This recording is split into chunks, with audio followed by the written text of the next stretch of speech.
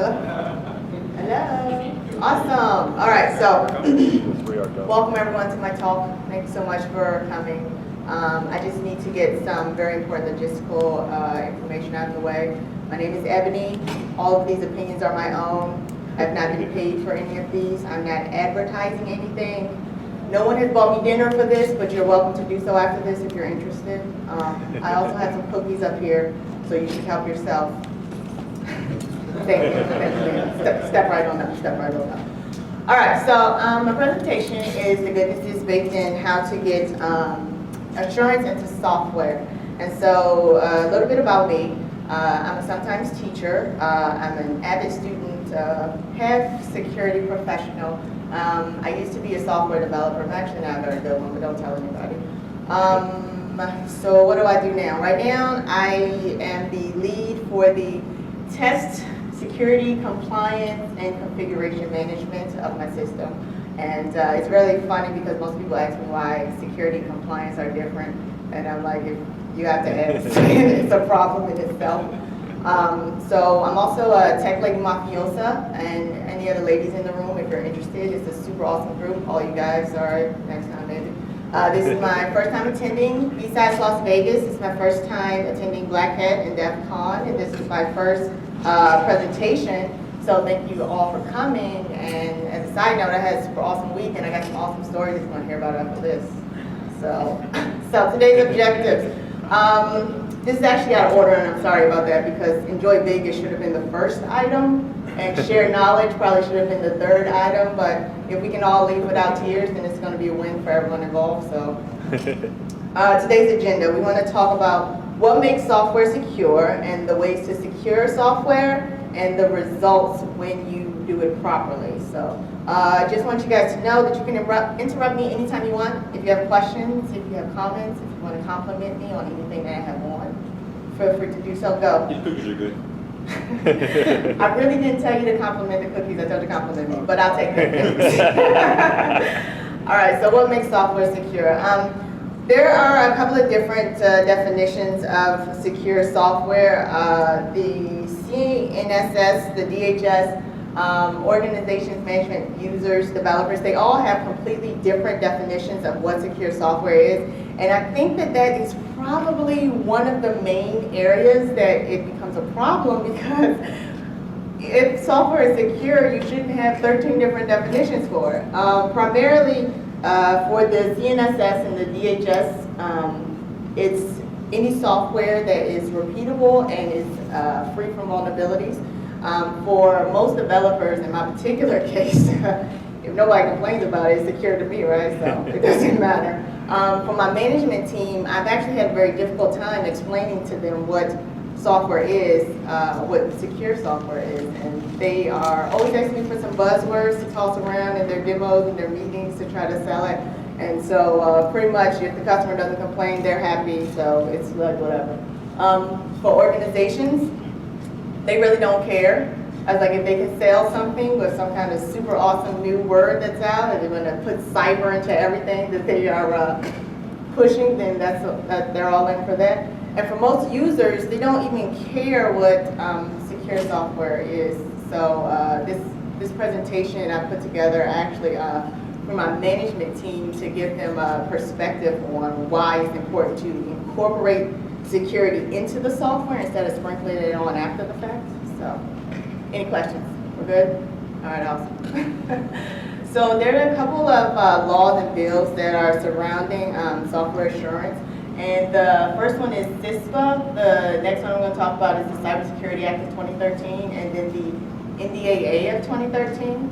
And so CISPA, it's not directly involved with software assurance. However, I incorporated it because it's a pretty big issue as far as privacy and security and where they connect, where they intersect. So CISPA was introduced, I believe, in 2011. I'm sorry. I've been drinking all week. I can't remember everything I was supposed to tell about this presentation. And it is currently in debates in the House. The Senate is in the process of drafting competing legislation. And there's a number of industries, a number of corporations that are interested in encouraging it. But for the most part, the bill was introduced to allow organizations to share information, threats information, quote unquote, to go through privacy information, to go through, you know, different things that you do on the internet and share with the government and other organizations that manage the security of the country, etc. So, the Cybersecurity Act of 2013 is actually a very new bill. It's currently, it was introduced in maybe June of 2013, I can't recall. But I do have notes if you want to know after this, it's not a big deal. So basically, these are some of the major points of the Cybersecurity Act. They want to secure against cyber attack, enhance the competitiveness of the United States. They want to enhance the security of the communications and information networks. And primarily, it's really being used to encourage more individuals to start to be involved in the assurance of software. And I think that's a really great thing because the government is starting to recognize that it's important. And while I question the implementation, I think that the idea is fantastic. So the NDAA of 2013 is a law that just got passed. It actually involves how the Department of Defense spends money as far as acquisitions and that sort of thing. And one of the most important things that I find is Section 925 in the NDAA discusses secure software and acquiring it and incorporating automated vulnerability scanning tools, incorporating security into all of the life cycle development phases, and what was the other thing that it did? Incorporating into life cycle development phases and using the static analysis tools and using the automated vulnerability tools.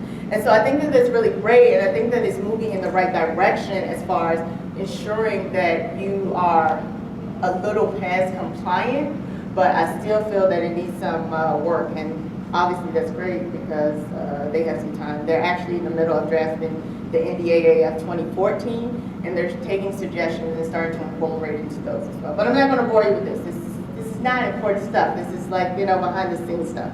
But this is important for your management because security really has to go from the top down. As a developer, how many developers do we have in here? Awesome, you guys rock. So as a developer, it's really hard to get your management staff to really understand what security is and why it's important because they don't care. They just want money, money, money. And so you got to explain how it affects the bottom line. And so the NDAA actually does that because for the NDAA of 2013, it actually starts to, like I said, require the automated vulnerability analysis. They start to designate secure software coding standards, and you have to start to incorporate your security development plan into your statements of work, into your contracts. So now the government's actually asking to show proof of how it is that you're securing the software. So I think that's pretty important. So what makes software, well, I can tell you what makes Snoop Dogg super awesome right here with this cupcake soup and all, but software is secure. We're going to talk about the recipe, the environment, the ingredients, the equipment, and the results. So, a couple ways to secure software. This is actually a super awesome recipe. If you want to try it, I can give you these slides after this, but you can probably find it on Google. So, in my personal opinion, these are 4 things that I find to be really important when you start to transition over to secure coding with your team. And these are things that I found really important for my team because they were flailing very badly. So the culture change and security as a business decision, education and awareness, and then secure coding standards, and of course test, and if you think it's done, test some more. So, questions? No questions? Good. Okay, awesome. All right, so we're going to talk about environment. And in terms of environment, we're actually going to discuss your organization in terms of my organization. So I work on a system right now, and we have a certification to house various types of data.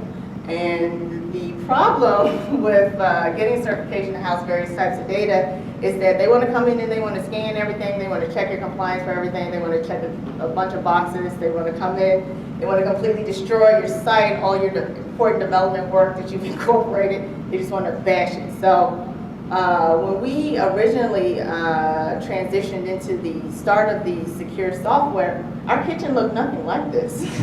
Our kitchen looked just like this. It was terrible. We had rats, we had roaches, they were doing all kinds of privilege escalation, it was SQL injection crashing the entire site. It was crazy. And so now, at this point, the management side actually started to understand why it was important, because they understood that this was going to be a hit to their money, this is going to be a hit to their bottom line. And I think that as a developer, if we can start to communicate that from the bottom to the top, I think that we'll be more effective in starting to incorporate security from the baseline. So, has anybody seen Soylent Green? I've done just one person? Okay, well everybody knows the punchline, but I'm really disappointed. I was going to incorporate a video because I talked to like 50 people this week and nobody's seen it. This is a great Charlton Heston work. I'm not promoting it, but anyway, let's go. So the ingredients in Soylent Green are people, and I've just ruined that movie for you, but you should still watch it because it's awesome. YouTube it, it's all over it. All right, so ingredients of making secure software. We have education awareness, secure coding standard, culture change, and peer review. All right, so education and awareness.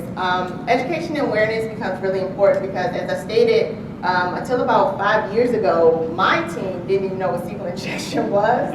And now, when I start to do interviews for other developers, when I start to bring in DBAs, I ask them, I'm like, do you know what cross-site scripting is? Do you know what SQL injection is? Do you know what cross-site request forgery is?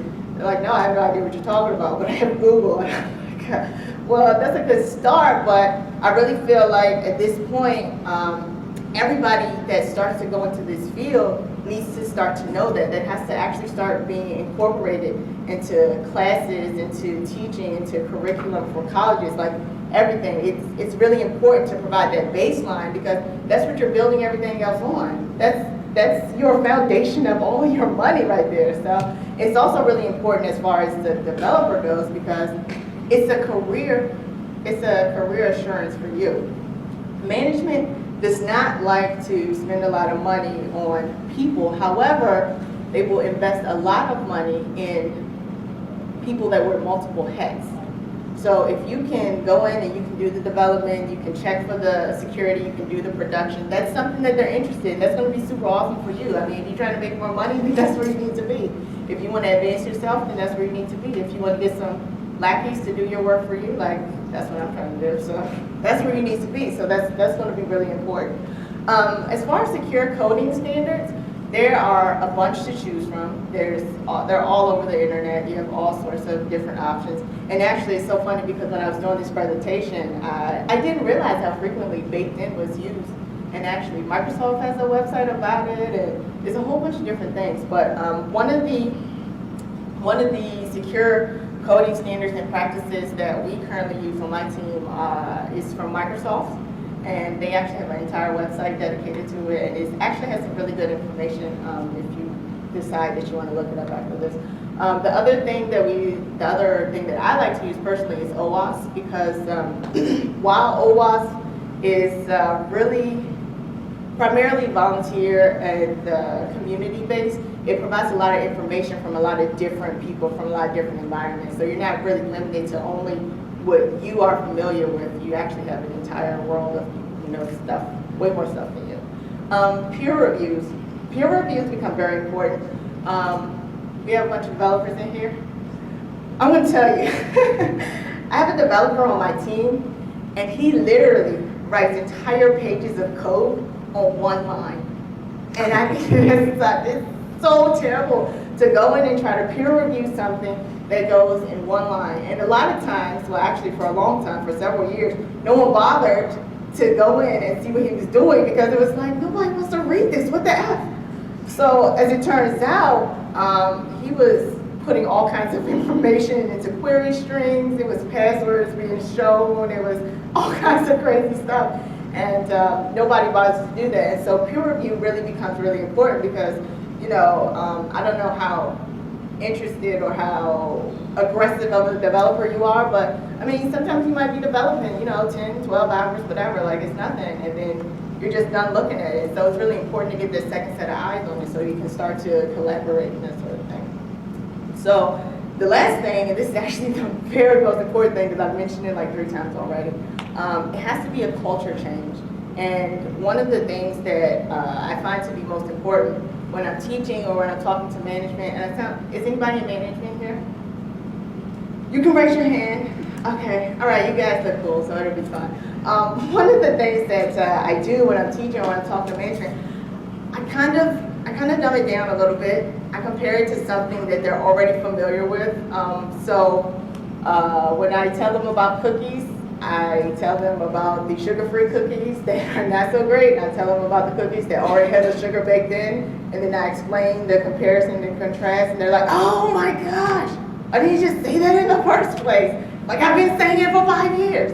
So I mean, it's very, really, really, really important. And like I said, the culture change really, it doesn't come from your team, and it's not enough for you to complain about it with your other developers, how beat down you are, how stupid your management team is or whatever. So it's really becomes important to start to explain that and to address the issue from the top down. So questions, concerns? No? All right, cool. All right, so now we're going to talk about the equipment. So equipment. I have security as a priority, collaboration tools, and peer reviews, because like I said, peer reviews are so important. But collaboration tools become really important, particularly if you're working with a team that is spread out all over the place, because you want to be able to address issues efficiently, but you also want to be able to share that information. If you're working 10, 12 hours and then you just like, okay, lesson learned in my head, see you later, it really becomes an issue because the rest of your team is like, okay, well, I'm stuck on this for another 3 hours. I don't know how to address this. You've already had this problem, but nobody's helping me with it. So peer reviews, I can't really talk enough about how important those are. So, excuse me. Somebody want to get some water? Anybody? No? Okay. So security is a priority, like I said. I keep repeating it, but it's so important. Like you have to really start, you really have to start from the top down. If management does not agree that the incorporation of security is important, then there won't be any investment in security. And that's really what we need, because you invest in your time here, you're investing in your lessons, you're investing in your certifications, you're investing in your hacking, you're investing in your spying on your neighbors. It's not going to make a difference. Thank you. Excuse me. It's not going to make a difference. And so, like I said, it's super important.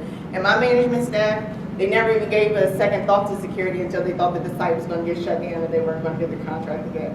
So then it was like, oh my gosh, what do you need? Anything you need, just let us know. You can have the world. So the second thing I'm going to talk about are PANs. And up here I have the users, developers, management, and organization. So the same way that you don't bake cupcakes for the same amount of time that you are, wait, do I have any bakers in here? Bakers? No bakers? Bam, I like it. Did you break something? No. Ah, darn it. Well, I have an awesome white recipe cake in there, so yeah, we can do that. All right, so the same way that you wouldn't bake cupcakes for the same amount of time that you would bake a bundt cake or a pie, all of these different individuals have a different effect from the security. So users are affected by their information. So if there's an attack on a website, if there's an attack on a system, and you have all this important user information, and somebody starts using your identity, then that's going to be an issue for you. For developers, like I mentioned, it's really career security for you. Like this is where you need to be. This is where the industry is going. I already talked about the NDAA of 2013 and how they have to start to incorporate the language into their contract work. So this is what management is looking for. So this is really, that actually probably should have been beer, but whatever. So this is really important. So as far as management goes, it's all about responsibility. And so that really becomes an issue because if the site goes down, if the site crashes, whatever, yeah, you may be yelling at your developers because you felt like they should have been doing something different, but you as the management staff, you're the one that's getting in trouble. Nobody cares about the developer that's been working 8, 9 hours, 2 hours, whatever, because everybody thinks developers are slackers anyway. So that's really becomes important for you. And as far as organizations, it's all about reputation. Reputation is really priceless. You can't do, I can't even say, it's really difficult to get a reputation back. It's, once someone does not trust you, there's really nothing else to do. They're going to go somewhere else, they're going to look somewhere else, they're going to buy somewhere else. So that's it. Questions? We're good? We're moving on. If this works. All right, so essential for the equipment are tools. You really need tools. I usually use toothpicks to make sure that something is done. These are a couple of items that you can use to make sure that your security is appropriately incorporated. I don't work for any of these companies. None of these companies have paid me. I haven't even seen these companies, but these are tools that my team regularly uses. Acunetics, I think, is really awesome as a vulnerability scanner because you can start to actually pull out false positives so they stop looking at it.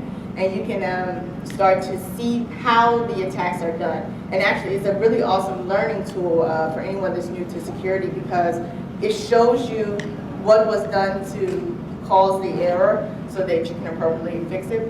And then Nessus, has anybody heard of Nessus? Like everybody's heard of Nessus. This is like the primary tool used by the entire compliance team for DHS. Every time they go in, it's Nessus scan, Nessus scan, Nessus scan. Oh, you're missing 17 patches. What are you going to do about it? So anyway, Nessus is actually a really good tool as far as patch management goes. I really don't like the interface of it personally. Go. Yeah. So the current version of AppScan has DAS and SAS built in. On your team, do you have different associates or different team members doing both, or is it shared, or do you do that with your team? That is an awesome question. Thank you very much. Unfortunately, it's actually just me that does that.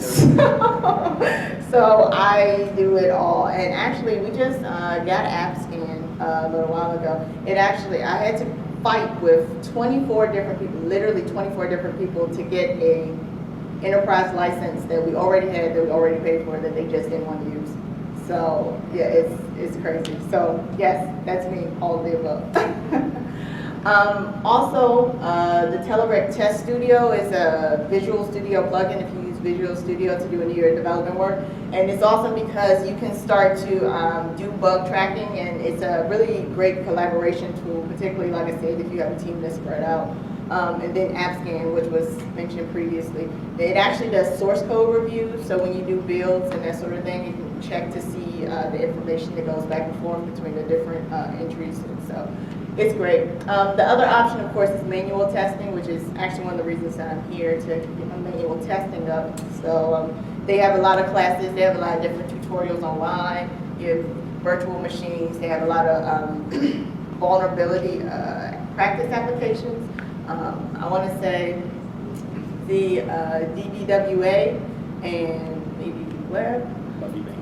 What's that? Buggy Bank. Buggy Bank. Thank you, Lynn. Let it go. All right, so I thought this was really funny. It cracked me up. It cracked me up so much every time I read it. I know I'm so lame, but anyway, secure software is not magic. It does not just happen. It actually requires a lot of work, unlike baking, which is magic. I just wanted to let you guys know that. So, as far as results, so one of the examples that I got for results was from Blue Cross and Blue Shield of Massachusetts, and I actually like their incorporation of security into their process because as they have started to incorporate security into each of the phases, they've actually started to build guidelines and start to build standards within their team to start to address common vulnerabilities, to start to address common issues. And one of the things that I really like is that the technology instructor, he doesn't just tell the coders to do it and assume that it's okay. He actually starts to make sure that the environment is clean, that the environment is pristine, that they have all the materials that they need. So I think that this is a really great business model that they're starting to incorporate. And so, Davi actually likes this picture a lot more than I do, but I thought it was funny. One of the things about alternatives is that if you are not doing what your customer needs, if you are not producing what your customers want, they will go somewhere else. They'll always go somewhere else. And apparently this baby does not like baby food, but he will go to a breast in a hot second. So I feel like you're way too old to be there. Never. I feel like this talk is going all the way downhill.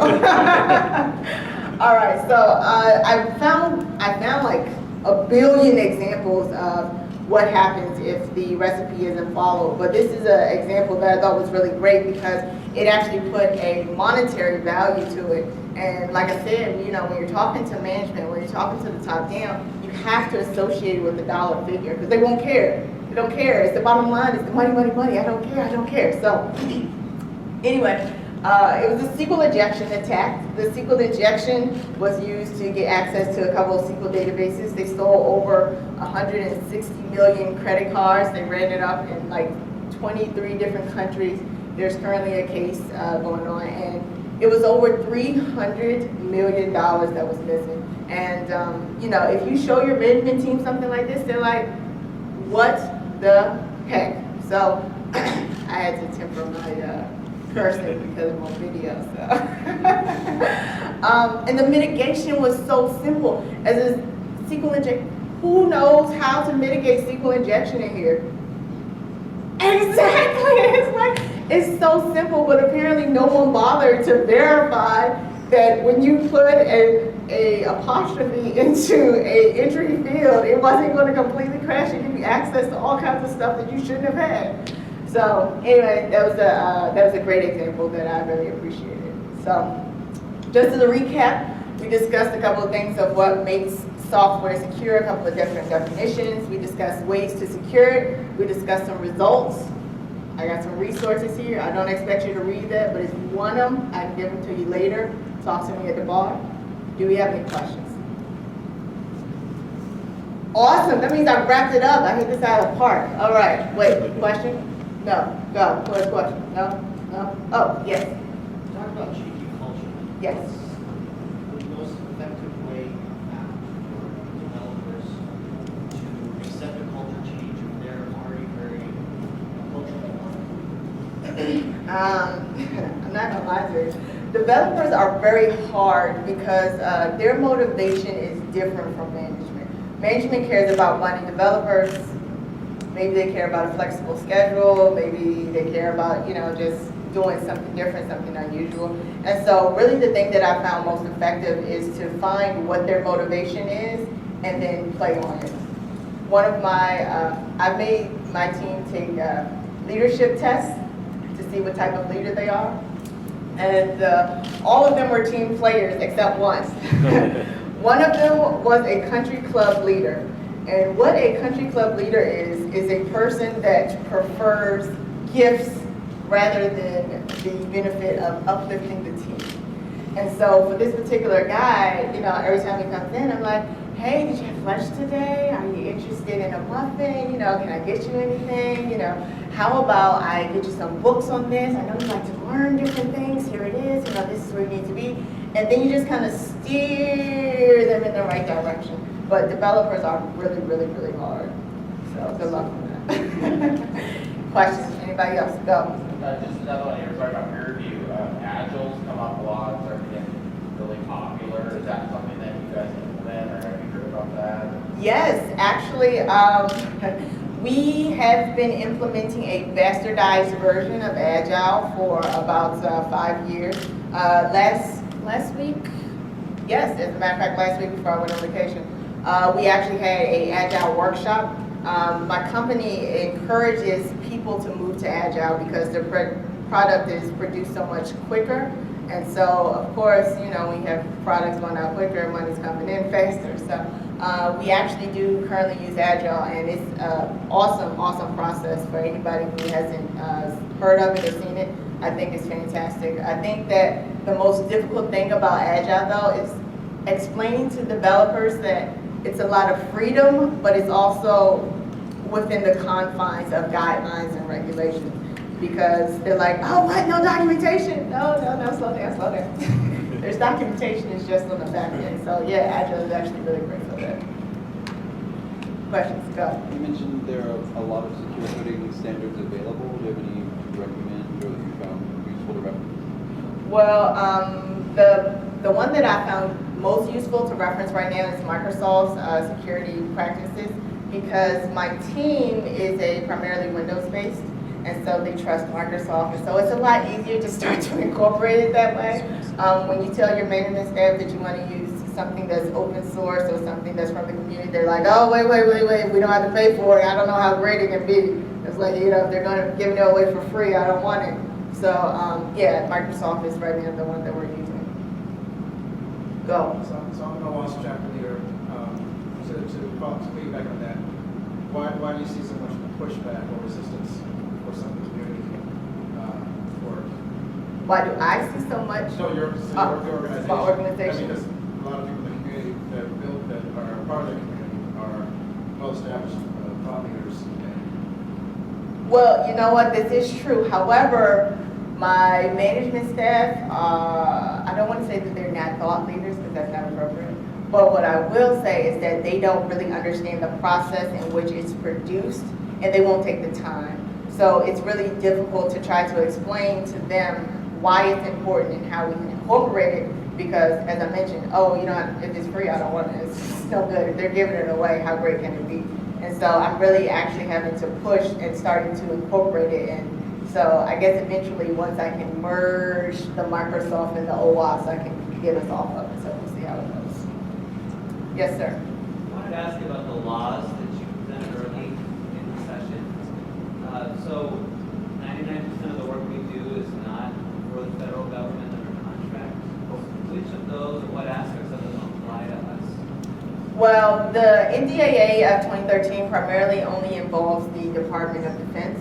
So if you don't have government contracts, that really doesn't apply to you. However, the DHS is actually starting a working group. It's called the Software and Supply Risk Working Group. And so they are actually starting to require anyone that produces software to start to incorporate the security, because it cuts down on the number of vulnerabilities that are introduced to various systems that connects to government network. And really the reason that this becomes an issue is because most of the vulnerabilities that are introduced are a result of third-party software. So, questions? Anyone? I have some awesome cookies up here. Anyone? Anyone? Bueller? I am Mrs. Awesome. You can find me on Twitter. I'm Mrs. Awesome, so if you're interested. That's what I am. All right, so thank you guys so much. I'm really disappointed that no one ate these cookies. I feel like you probably felt uncomfortable. Leon, you were in it. Leon, you only ate one though. So thank you. Have a good one.